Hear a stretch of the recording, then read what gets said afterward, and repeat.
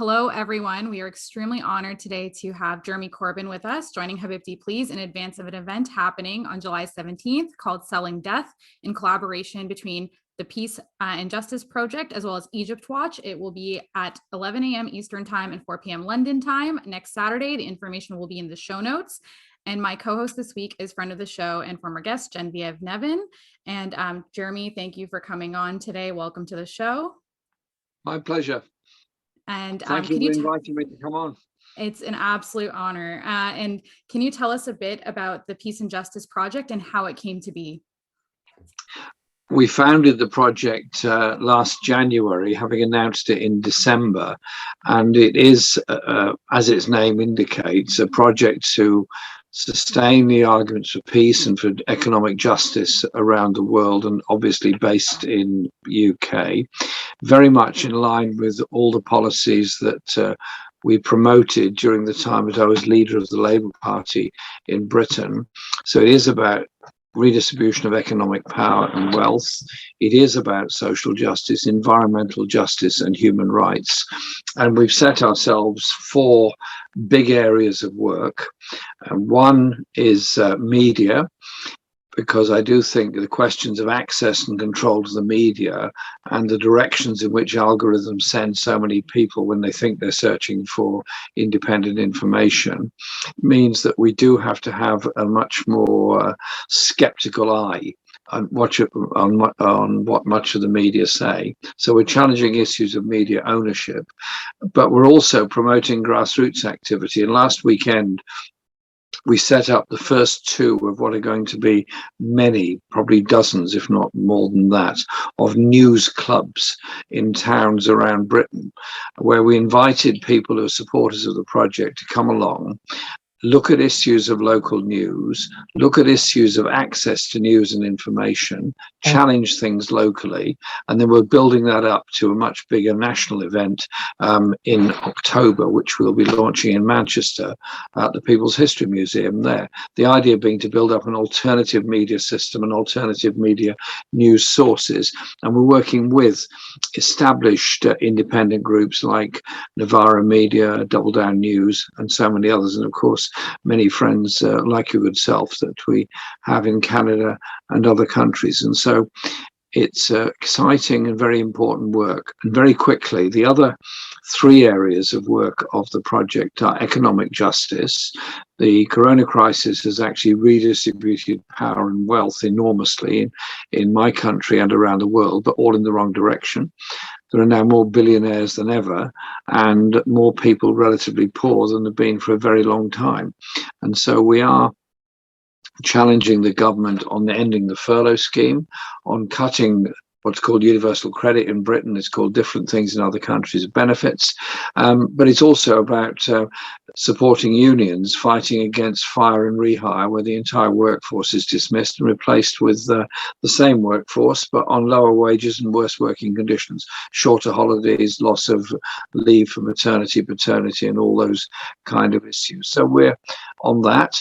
Third area is environmental sustainability, Green New Deal, and we're promoting green sustainability and job protection in places where there are polluting industries need to be replaced with green industries. And we're having a big event in Cornwall later this month in the southwest of England. And lastly, it's international justice. It's solidarity with people. It's about human rights. It's about refugees. It's about arms sales and the way in which Britain, for example, sells a huge amount of weaponry to Saudi Arabia, knowing full well it's going to be used in Yemen. We've sold a lot of weaponry to Israel, knowing full well it was used in the bombing of Gaza. And so we have to face up to the consequences of what the arms trade is about. This isn't to threaten the jobs of people that work in defense and aerospace industries. It's about job conversion, and it is about industrial conversion. And so during my time as leader, we said we'd protect all these jobs and then move on to producing different goods. So it is about providing security for the workforce at the same time as wanting to change the product. Amazing. And if we don't do that, then we won't get much of a hearing anywhere. Exactly. And that leads us really well into our second question about the event that we're having on Saturday. So selling death in collaboration with Egypt Watch, why the arms trade must be controlled. So can you tell us a little bit more about this event and why you think it's going to be so important? When we launched our project in January, we had a huge global call for it, as well as a large number of people in Britain. And there's over 50,000 signed up to the project in Britain, but many more are signing all the time and getting involved in local activities and events. And an issue that keeps coming up is that if we're protesting about the war in Yemen, as we are, protesting about the bombing of Gaza, as we do, protesting about issues in Myanmar and many other places, then you have to ask yourself the question, what are we doing about it? And if at the same time Britain is selling arms to those places, then we are complicit in it. So Britain gives a lot of money to support rehabilitation and rebuilding and in Yemen. I support that, that's fine. But if we're subsidizing the destruction in the first place, it seems to me more than double standards. And so we were having this seminar in which we've got some wonderful people coming along. You discussed this with Paul Rogers earlier, who was a emeritus professor of peace studies at the University of Bradford, and Andrew Feinstein, who's a former South African MP who challenged Jacob Zuma on issues of arms sales and challenged his government even when he was a member of parliament in that same party. He now lives in London and works very closely with us. And so they, and we've invited on to it groups like Campaign Against the Arms Trade and others, to seriously look at the connection between defence contracts, arms sales and abuse of human rights. The government always claims that it only sells arms within international law, and they're not designed for internal repression. Well, they may not be designed for internal repression, but they're often used for internal repression. And so the whole question is the corruption that goes with the arms trade, the huge pressures that are on those arms companies to accept backhanders in return for deals, or the other way around. Well, it's got to be challenged, and that's exactly what we're going to be doing. Our project exists to ask the awkward questions. Thank you so much for that. And one thing that I think in Canada has the same issue with selling arms. Trudeau has been asked about this arms sale to Saudi Arabia. So I appreciate contextualizing about how the weapons are actually used. And in 2003, you spoke at the largest political demonstration in the history of England against the Iraq War. You connected a number of struggles in the speech, and you gave you mentioned that there's a brutal number of deaths in Iraq that has occurred, and it is now 2021, and the ramifications of the Iraq war will be felt forever by the Iraqi people. Why is it important for progressives to fight for disarmament, and why is it important for you in the UK, and how should people go about that? This has been a very interesting week in international affairs, in that the US and British governments have announced they're completely withdrawing from Afghanistan. I hope that is the case and they do completely withdraw from Afghanistan. The question I asked the Prime Minister in Parliament on Thursday when he made this statement was quite simply this.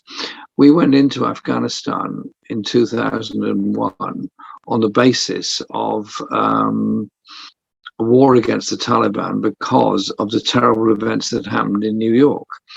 And here we are, 20 years later, when the Prime Minister himself says the only way for a long-term sustainable government in Afghanistan is if it includes the Taliban.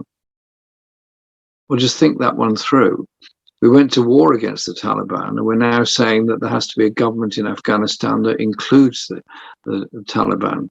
Well, obviously there has to be some kind of internal settlement in Afghanistan, and that is actually up to the Afghan people to decide on that settlement. The presence of American, British and other troops there has cost thousands of lives. 450 British lives have been lost in Afghanistan, far more American lives, and far, far, far more Afghan lives have been lost there. And all over the world, there are Afghan refugees. They turn up in London, desperate people escaping a desperate situation. This was supposed to be a war that sorted all this out. It's done the opposite. But who's done well out of the war? All those billions that have been spent have paid for planes, for Humvees, for guns, for weapons, for landmines, and so on and so on and so on. And here we are now, 20 years later, realizing it's not worked. After that came the Iraq War and all the lies leading up to the Iraq War.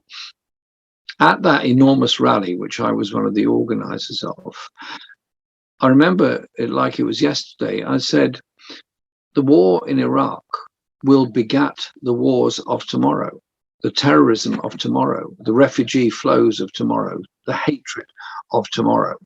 It won't all go away. And here we are now, all these years later, refugee camps at bursting point all over the region, particularly in Libya, and many refugees dying in the seas trying to get to various European shores. That is what that war did. Had the governments listened to what people had said and not gone to war, because most European governments didn't, the German government didn't, the French government didn't, the Spanish government basically lost office on that whole issue, it would have been a very, very different story in Iraq. And I just think we need to reflect that when politicians wrap themselves up in a flag, announce their country is under threat when it obviously wasn't, and go to war, who makes the money out of it and who loses their lives? It's working class young men and women that get sent into conflict and die. It is wealthy people in boardrooms that are not dying at all. And it's politicians mouthing all kinds of nationalist platitudes in parliaments that don't suffer at all. We've got to challenge this. Surely there's a better and a different way of doing things. And that comes from human rights, from justice, from equality, from investment, from protection of living standards and of our natural world. That's excellent. And I mean, so much of what you're saying really is resonating now with the pandemic, bringing these issues that have always existed really to the fore. And so what you've been talking about such as war and economic and environmental crises, and just really how the Peace and Justice Project illustrates how these domestic and international problems and injustices cannot be separated. So our question kind of to this end is how do we go about building solidarity beyond borders and also across communities? We support people who are going through very difficult circumstances, irrespective of whether the world's media think they're important or not. The crisis in Myanmar doesn't really get as much publicity as it ought to. It gets some, but not as much as it should. And the military have taken over, and the military are behaving in a very brutal manner. We've had a number of meetings with friends in Myanmar, and we're supporting the trade unions in Myanmar who are trying to both protect jobs and protect the rights of workers there. So that's a sort of practical act of solidarity. We're doing the same with other union organizations and groups around the world, and working in solidarity with those that are fighting back against lawfare in Latin America. And so through our colleagues in Progressive International, we've sent observers to the elections in Ecuador, in Peru, and in Bolivia, and we're working with people all over the world on those issues. We've also done a lot of work with supporting the farmers in India, who are incredibly dedicated to trying to protect the farming system in India from global corporations taking it over. And they called the biggest strike in world history, where over 250 million people went out on strike in solidarity with them at one point during it. So we're working with them, and also with those that are trying to protect the natural environment in India against the ravages of what are going to be agribusiness moving in to India, as indeed the World Bank and IMF have tried to get them to move into agriculture in Africa and all over Latin America. So the real struggles of today are, as much as anything, about commercial power. the military power sometimes makes way for the commercial power, but it's the commercial power over poorer countries that is so important. So that solidarity of workers across frontiers is so important, and that's what we're campaigning on. Thank you so much for that insight. And you have spoken about arms sales to Saudi Arabia and Israel that fuels the deaths of Yemeni and Palestinian people, and the campaigns to stop the sales of arms to both of these nations globally is pretty significant. And thousands of lives have been lost and thousands of young people's lives have been stunted by this, even after alleged ceasefires. The detritus of war and occupation will always linger. And as you've mentioned, as leader of labor, you also oppose this. So what would an arms conversion program look like, and what can members of civil society continue to do to push back in this? I think we have to look at what the needs are in our society and look at where the production capability is. The defense industries are very efficient in what they produce, very technically advanced, and quite brilliant at some of the products they make. Incredible. We don't have to have all that skill in making weapons of mass destruction. That skill can also make efficient, sustainable fishing vessels. It can also make efficient, sustainable transport systems. It can also be used in development of efficient and sustainable housing systems. There's so much that can be done by the skills of those in the defense industry if they're directed in that way. But if the only way forward is to make weapons because that's what the governments subsidize them for doing, and at the same time this massive lobby by the arms industry who endlessly talk about the dangers of conflicts in various parts of the world like they welcome them, then we end up on a sort of roller coaster on both sides of a potential conflict, spending more and more money on arms. The tensions in Central Europe on the borders of Ukraine and the rest of Europe, and of course the borders with Russia of the Baltic states are huge. The tensions between India and China are huge, and the development of a defense alliance between India, Britain, Australia, and the United States in order to put more ships into the South China Sea.